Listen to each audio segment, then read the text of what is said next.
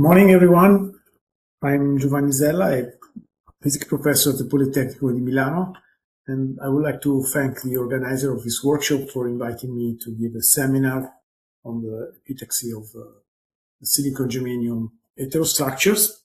Unfortunately, I could not be there with you or not even streaming, so this is just a registered lecture because the 2nd of June this year, it's a big holiday in Italy. It's 8 years of our foundation of our republic. So let's get into the matter of my seminar. So I would like to give you a few didactical inputs on the semiconductor epitaxy for devices which is to be required for quantum technology.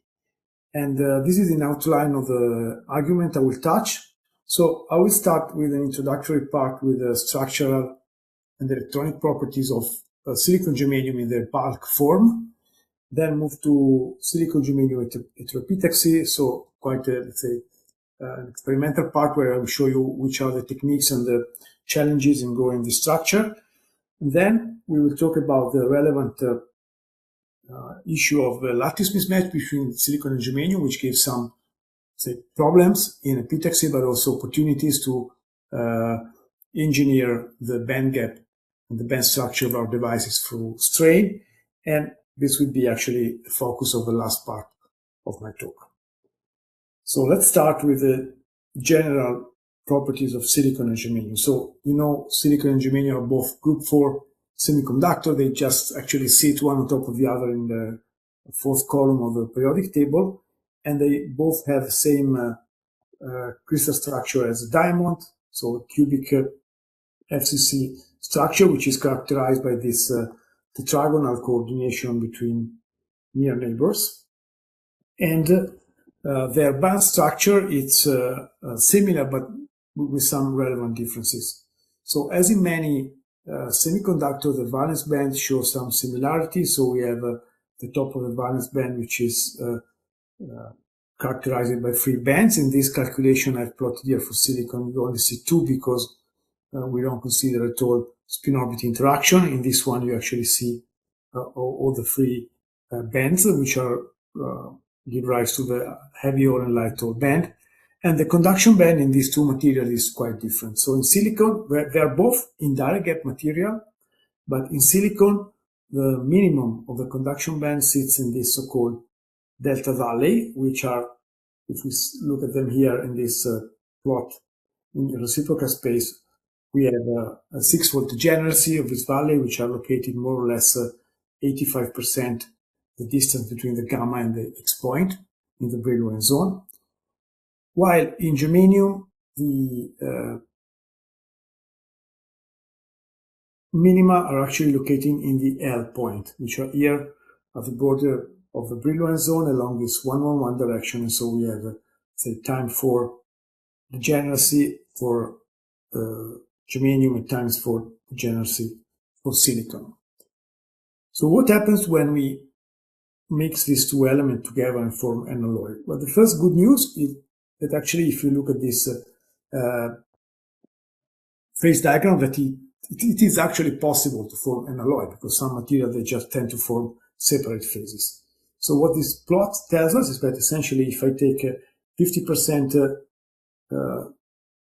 bulk silicon, 50% germanium, I crunch them and I melt them in a single solid, I will start from a liquid phase, and then at some point I will end up in a solid phase, this one, which is essentially as this alpha structure, which is the diamond-like lattice that I've shown you before. And this is true for all compositions. So for all composition, I can obtain a completely random mixture of silicon and germanium.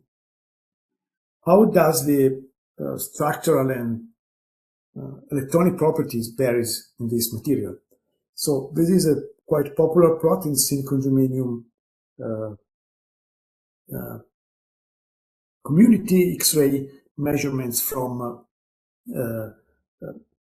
silicon germanium crystal for different germanium content. So here we have pure germanium, and here we have pure silicon, and we see that actually the lattice parameter changes with a very slight bowing given by this second term here in this equation. So in many, say, first order calculation, we can just assume Vegard's law, which is essentially a linear law, is actually valid, and so we can typically take a linear variation of the from the germanium lattice to the silicon lattice without actually bothering about this second order term.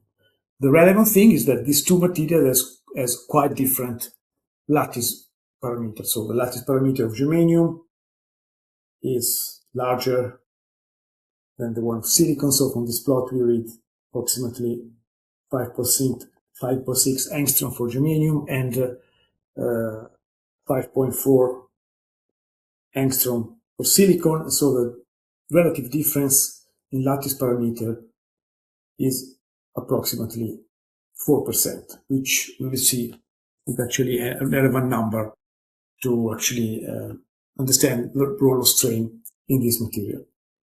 What happens to the band structure when we mix up this element? So here there is a plot where essentially we see the band structure of silicon in light blue.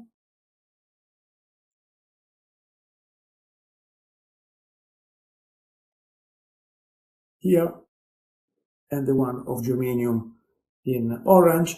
And we see that we can continuously vary the band structure. So in the valence band, we see opening of spin orbit energy between the alveoli toll and the split of band. And in the conduction band, we see that we move from this delta minima for the silicon-rich alloy to the L minima for the germanium-rich alloy, and actually we see also this direct gap opening as we put less germanium in our alloy. So this transition is actually nicely visible in photoluminescence data that you can see, for example, from this paper here, where we see essentially that until roughly 80% of germanium content,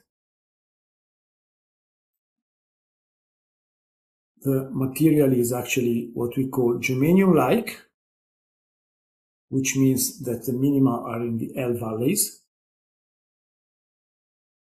while in this part, for X below 80%, is actually silicon-like. And so we have the delta valley degeneracy. And this can also be calculated using a tight banding approach, for example, and we see is essentially that these are the gap. We are actually looking at the L valence band gap and the delta valence band gap. Of course, bulk material are interesting, but what we need to do, technology is typically some kind of heteroepitaxy. So we want to grow on a wafer, possibly a cheap and large one, like silicon, or a different material, like, for example, silicon germanium.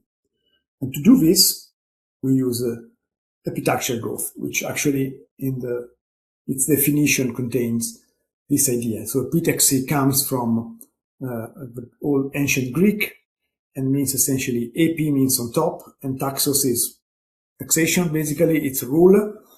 And so it means putting on top in an ordered manner. So we typically start from a substrate that, for example, in our case, we would like this to be a cheap silicon substrate, and we put on top an epi layer, which in our case will be a different material like silicon or a silicon germanium alloy.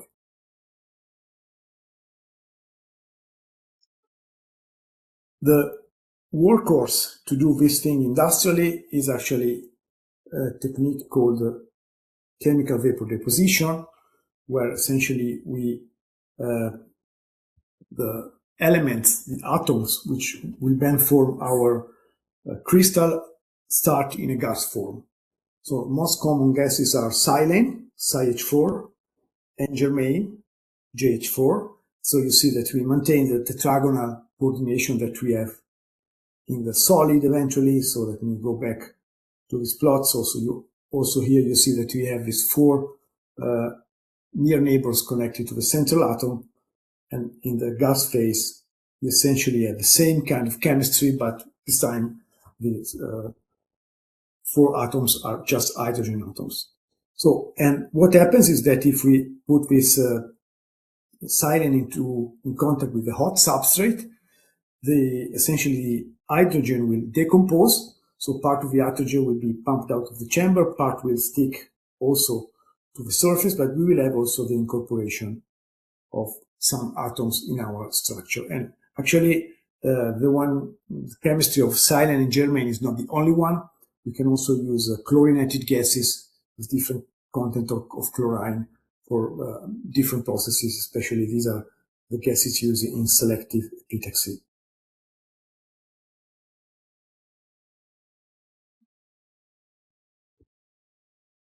Actually, an interesting point here for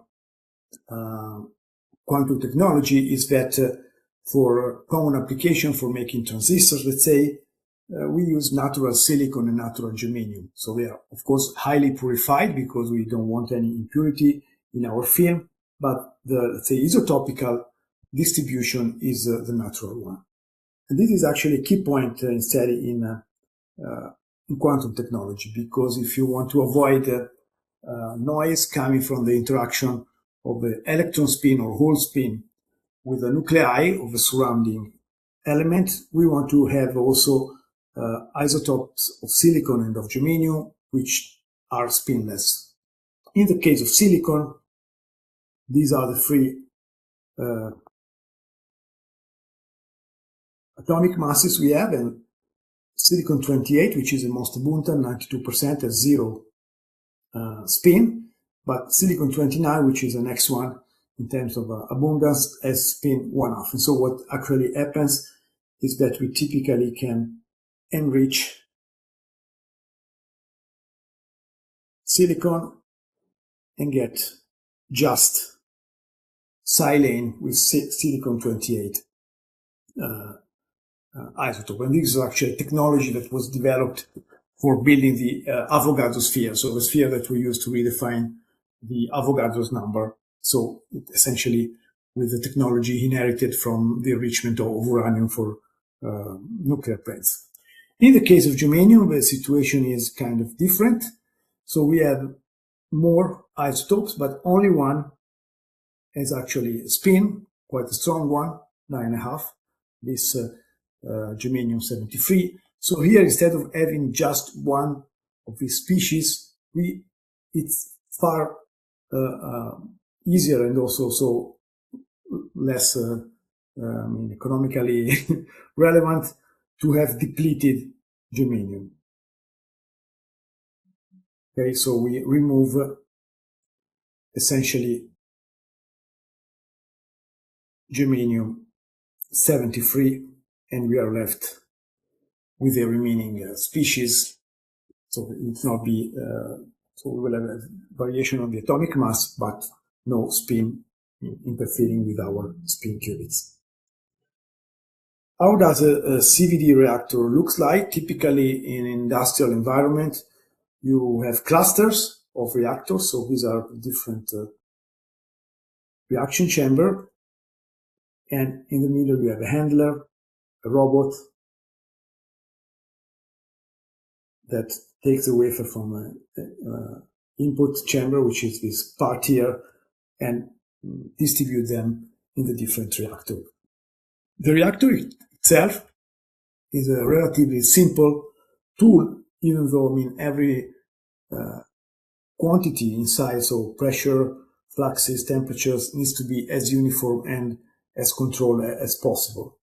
So what typically happens is that we have a heating system when we put our silicon substrate on top of it.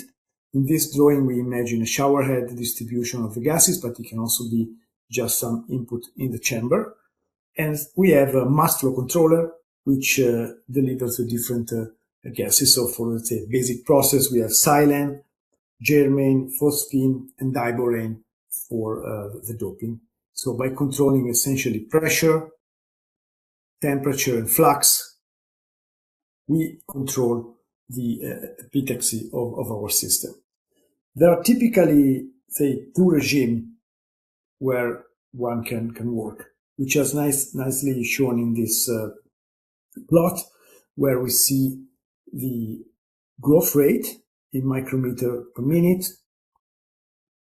over temperature. Actually, so the plot is a Arrhenius plot, but on top we can look at the temperature directly for different precursor gases. So let's stick to silicon. We see that we have this two different regimes. So typically at lower temperature, so on the right hand side, we call this regime reaction control.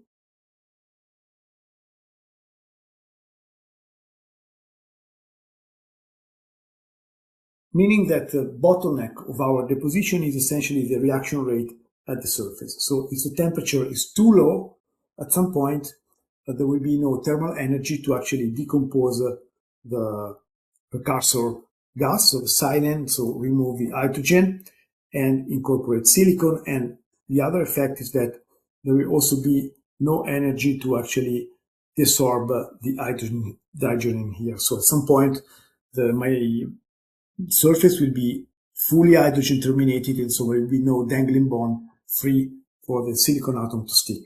So as you see, as the temperature decreases, the silicon growth rate goes down, and this depends on the kind of precursor I'm using. The other regime is what we call the diffusion control.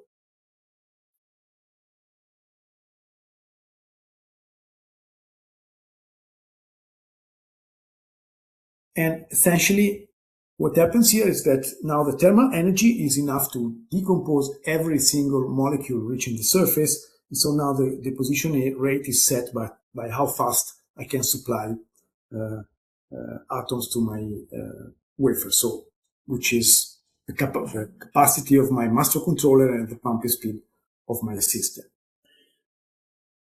So looking at this plot, it seems relatively easy to choose one temperature or the other, and actually one will be in favor of taking less time to deposit material, so use high temperature. But actually temperature enters in another set of phenomena which are extremely important in epitaxy, because actually in my very simplistic picture I was showing you before, we were imagining that I have a red atom of silicon which gets to the surface and sticks there.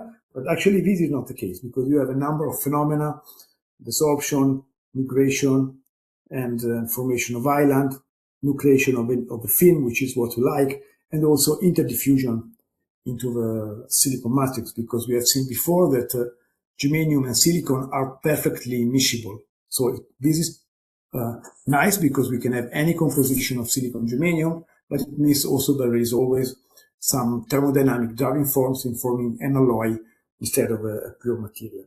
And this is shown here in the case of two different silicon germanium heterostructures. So here we have TM pictures of a silicon germanium layer.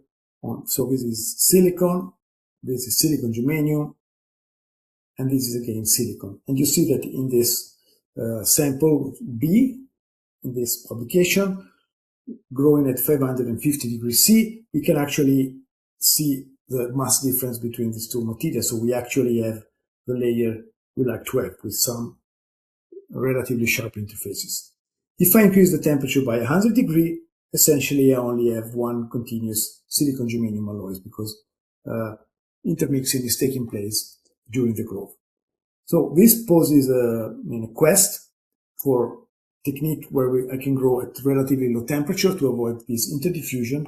So actually different precursor gases are typically developed in this case. So here you find a comparison between the growth rate of silane. So silane is SiH4, and then we can look at instead disilane, which is this one is Si2H6.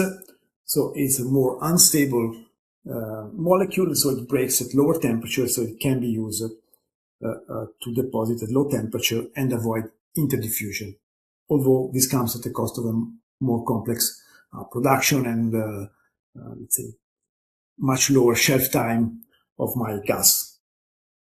Actually, there is also another possibility, and here I talk about what we actually do in our laboratory that is essentially to use, instead of thermal energy to decompose precursor gases, to use a plasma. So many of you might be familiar with PSCVD, plasma in SCVD, which is a technique which exploits say RF plasma with several hundreds of volt energy of the ions, and which is typically used for growing oxides or amorphous polycrystalline materials.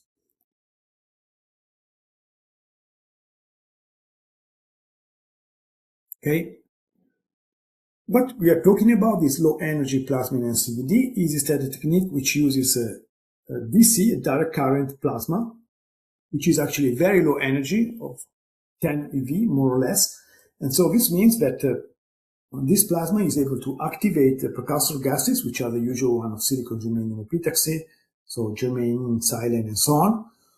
But then the energy of the ion impinging on the substrate is relatively low, and so this doesn't spoil epitaxy, and so we can form a nice epitaxial radial. And the nice thing is that the plasma operates essentially at any temperature, so I can deposit also very low temperature, which will in any case lead me to have amorphous material, but let's say I have a completely independent tunability of temperature and deposition rate. So it gives us an additional degree of freedom as compared to conventional thermal CVD. So this is an example of what we typically do in our laboratory. So this is a multiple quantum well structure. In some cases, we can also do asymmetric quantum wells. And this is an atom tomography 3D structure of a series of multiple quantum wells. So the green part is germanium, and the violet part is actually a silicon germanium barrier. Okay, so now I gave a bit of introduction on how do we actually deposit silicon germanium on silicon, but let's go back to this issue, the fact that we have a different lattice parameter between silicon and germanium. And so this means that when I try to do epitaxial growth, so to have a crystal template with a smaller lattice parameter, I will have some kind of strain. So I can have two different conditions. So here in this equation, F stands for the film I'm growing, and S stands for the substrate I'm growing on.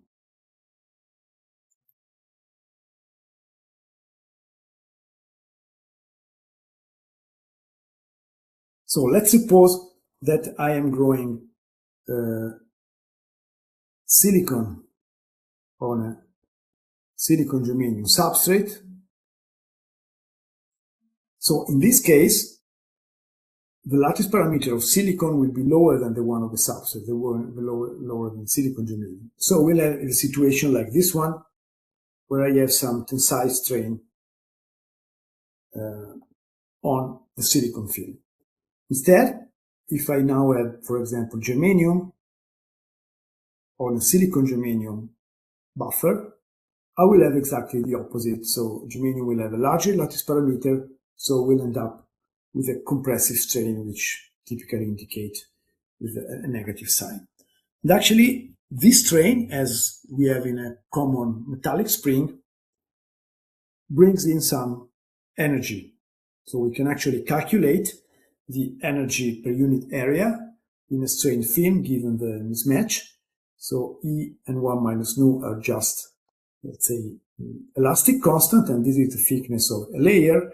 And this formula resembles quite nicely the one, let's say, potential energy of a conventional spring, where we see that this depends on the square of the deformation, just like we have here for our film. Just to give you an idea, in the case of a deposition of germanium on silicon, the elastic energy per atom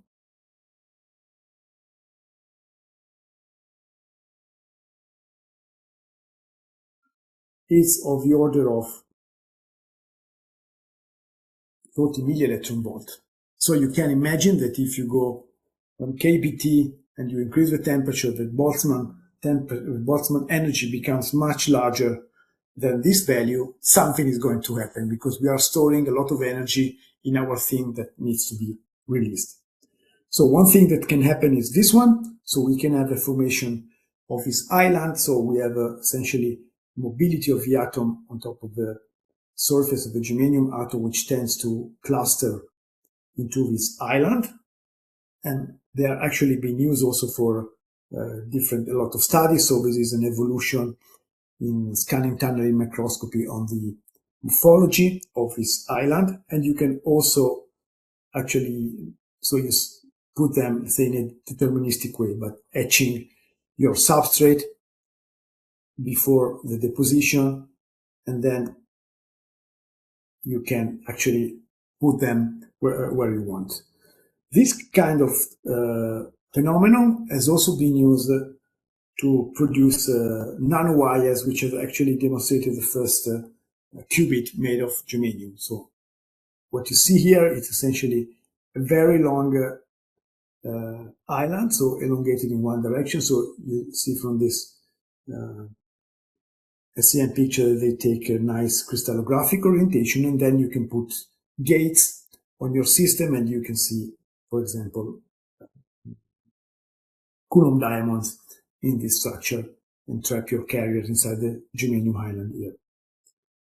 As you grow a thicker film, which is the one which we are mostly interested in the case of silicon qubits, these islands coalesce and give rise to different kind of roughness on your surface. So you can have a more, say, random roughness with a variation of the small scale.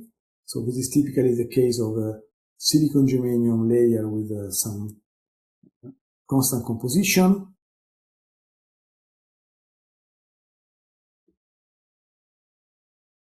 Or in other silicon germanium epitaxy, you can have again a more organized roughness, which gives rise to this so-called cross-hatch pattern.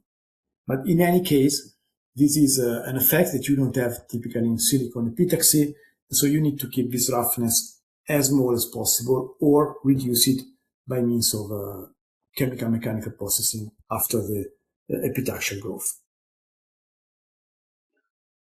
So if you continue to grow thicker layers compared to the, say, few nanometer that we use for growing this island, at some point you build up more and more elastic energy. So your film will be like a spring ready to explode. And so what happens is that this part of this energy you can release, so you can reduce this energy by introducing defects. So this will come at a cost because every dislocation you introduce as a defect will have some energy cost, but the total balance will be that eventually you can reduce the elastic energy. So you move from a system which is fully strained, where you have elastic energy but no defects, to a strain where you actually have defects but you have no strain anymore. And actually these two things are both relevant and important in silicon germanium epitaxy, because typically what you want to have is a relaxed buffer, and on top of it, on top of this relaxed buffer, grow your strained epilayer. So these defects have two relevant characteristics. So we have dislocation which are actually formed at the interface that we call misfit dislocation, and dislocation that actually continue to the epilayer, which are called threading dislocation. So it's the same dislocation line, but since they are located in two positions, we call one, actually the appropriate way would be call this misfit segment and this threading segment.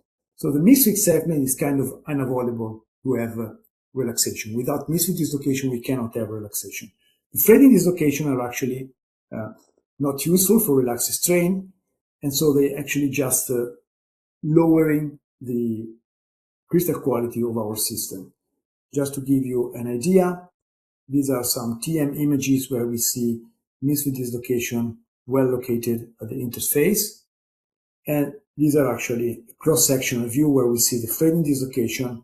And the interesting thing is that you can actually reduce the density of this threading dislocation by making some annealing treatment on your sample. And so after annealing, you see that essentially the dislocation are much less. So here in the field of view of a TM, it looks like 0, but this is not the case. You are typically left always with the defect density, which is in the best sample, 10 to the 6 every square centimeter, which is still relevant in some application.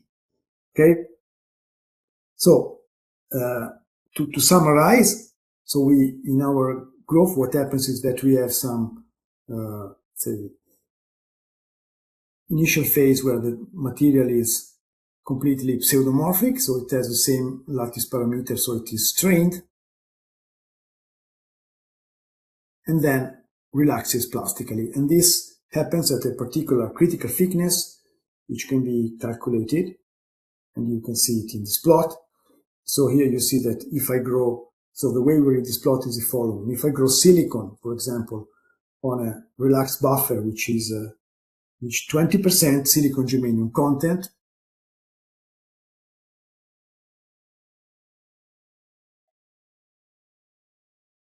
okay, essentially I can grow silicon layer which is of the order of slightly more than 10 nanometer and not more. Otherwise I will have relaxation. So if I increase the content in the germanium buffer, I will have to reduce this critical thickness.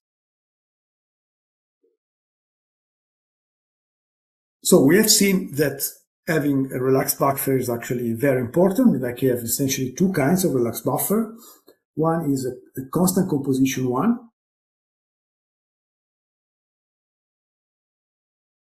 and one is actually a linearly graded buffer, where essentially I increase the germanium content as the thickness increases. So you see the main difference between these two buffers is that in this case, all the dislocations are nucleated at the interface and I have a lot of threading arms.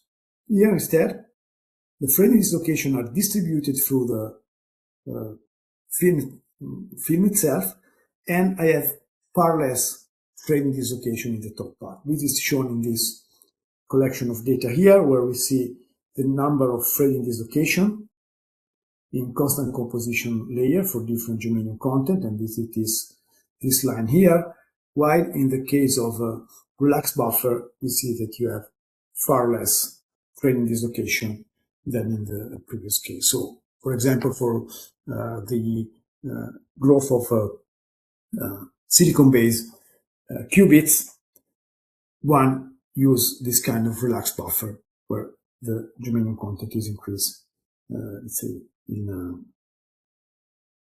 a linear way. So then, once we have this buffer, on top of it, we can grow our strain heterostructure. And so I will have the formation of my quantum well. So here I have two examples. One is germanium and the other one is this double barrier quantum well that you can form using strain and quantum confinement. Okay, so let's move to the last part of my talk. So I have talked about the structural effect of strain, so which is inducing defects and roughness, but actually we pay this price to get some interesting way of engineering the band structure. So if I start from an unstrained material and then I strain it by applying, for example, a stress in this way, like we have in the case of silicon, which is stretched, I can separate this effect of strain in two parts. One is the hydrostatic component, so I can imagine that I have the same volume variation, this one here, by applying stress in all three directions. So essentially I have a volume change, but I don't have any symmetry change in my system. And then I need to add some uniaxial component, which is actually accompanied by no volume change, but some symmetry change. So the hydrostatic component is actually the least interest in our case, because it just shifts the band gap of my material, maintaining the symmetry in the same way. So if I have silicon and I apply some pressure, I see that the energy gap decreases. But if I have 6 degenerate valleys in the conduction band, I will still have 6 degenerate valleys after this operation. Instead, if I look at the effect of the uniaxial strain, now what happens is that actually the degeneracy between the 6 valley is removed. So is the unstrained case, I would have that essentially all the 6 valley have the same energy, so they are occupied by the same number of electrons. Instead, if I apply this tensile strain, the energy of these 2 valley, which are now, we can call them delta 2, will be lower, and so all the electron will essentially reside in these 2 values. And so if I have actually a transistor where current is running in this direction, they will have a very small effective mass, and so this has been actually studied at least 2 decades before the beginning of qubit history in silicon, to just have faster transition. So you see a set of data with effective mobility of strain silicon grown on buffer with different germanium content. So the higher the germanium content, the higher the strain, the higher is this effect. Actually, in the case of our of making a qubit, adding this twofold degeneracy, it's still not very satisfying, because we will never know in which quantum state our spin is, because there are 2 positions in the band structure which are fully equivalent. But actually what happens is that now we need to consider another effect, which is quantum confinement. So the first effect we considered was the effect of strain. So we moved from the 6-fold degeneracy to the 2-fold degeneracy, and thanks to actually valley splitting, we actually have now V2 states which are fully separated. So we only have 1 valley to put our spin. And actually there are different ways which are now under exploration to improve this valley splitting, increase it actually, and so have a larger splitting in such a way that I can really have only 1 valley where I can put my spin. And interesting, these are 2 complementary approaches in these 2 different publications. In one case, the idea is working on the barrier and changing the composition of the barrier to increase this valley splitting. And here is just the opposite. The idea is varying the composition in the silicon well. Actually, it becomes a wiggled silicon germanium wells to increase this valley splitting. So I conclude with this plot on current confinement in silicon germanium materials, where essentially I have here the silicon germanium relaxed substrate and the active layer here, and we can see that in this region we essentially are able to trap electron, which is at the base of spin qubits, but we can also work in this region with germanium and silicon germanium, where I can trap holes and also all work with hole qubits. So with this, I summarize with just a graphic summary. I hope I convince you that actually, even though we are working with only 2 elements of a periodic table, we have plenty of ways to actually engineer this material. So we can do band engineering by mixing them, we can use strange engineering, and we can use quantum confinement to actually produce better material, in particular for quantum application. With this, I hope I find this seminar interesting. Fortunately, I cannot answer question directly, but if you want, you can just contact me at my email, which is just here in the first slide of my presentation. So all the best from Italy, and good work for your workshop.